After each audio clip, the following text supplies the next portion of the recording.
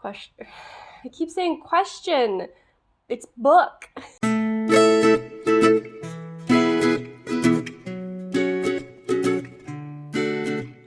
Hey guys, it's Nikki here. I'm here today just to do another romance-related video. As I mentioned in my last one, my first wedding anniversary with my husband fell this week, so I'm doing a couple of cutesy romance videos, romance book-based videos, just to kind of celebrate that. And today's video is just about 5 romance books that I could read again and again and again. A few of these are older reads, one is one of my all-time favorite books, and a couple are newer ones that I've read since I've started BookTube in these last 2 years. So I'm going to start with my favorite, that is Pride and Prejudice by Jane Austen. While it's more, I consider it more of a classic, I do read it for the romance aspect. It is, like I said, one of my all-time favorite books, and easily my all-time favorite romance. There's just something about Lizzie and Darcy that's so much fun, and there's something that's just so wholesome about how they grow and Lizzie's relationship with her sister Jane that just always keeps me coming back. For those of you who haven't read it, if you want to read a classic, it's definitely one I recommend. Like I said, it's one of my favorite books. However, the language is a bit more dated and can be a little bit trickier to get into if you're not familiar with the prose used in classical literature. So just a heads up. Book 2 is Well Played by Jen DeLuca. This is the second book in the series, but I read it as a standalone because I picked it up as an audiobook at my library and it didn't indicate that it was part of a... And honestly, you don't need to read the first one if you don't want to.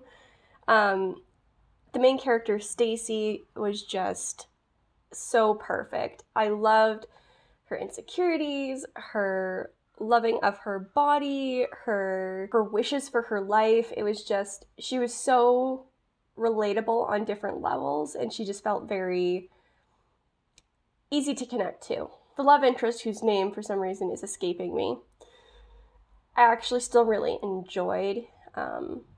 He had some insecurities that he had to deal with, but overall he was actually a very nice guy, and it was just very sweet to watch them together. And it included Renaissance fairs, which is a setting I haven't really read a lot of, but is something I've always wanted to go to, so it was a good mix for me. Book 3, this is one of the very first romances I read, and it was definitely because my mom owned the book. And it's Ransom by Julie Garwood. Reading it, I always forget that there's a huge age gap between, like 18-ish year, 18, 20, no, not that much, like 10, 15 year age gap. And so, like, not the worst age gap, but enough that I kind of, like, cringe a little bit. That being said, when I'm reading, I, for whatever reason, ignore that age gap. You have your main character, Jillian. She's kind and strong and determined, and I loved following her, and at the very core of her soul, she was just very, very kind. And her love interest, Broderick, your typical feudal Scottish lord, which I've talked about many times about how I love the feudal Scottish setting. Like I said, I do ignore that age gap because if the story itself is so sweet and fun and like a little bit mysterious, I adored it. It was just really well done. Question. I keep saying question. It's book. Book number 4 is Eden Brook by Julie Donaldson. This was a much more recent read for me. Again, it's historical romance, which again I love. However, I believe this one was set in like Regency era England. It is just like 2 people kind of learning their value and learning to accept love and not settling for less. And it was sweet and heartbreaking, and it ended up being just very, very heartwarming story. Another one I highly recommend. And then my 5th and final book, like Well Played, this is a more contemporary setting, and it is The Wish List by Jane Costello.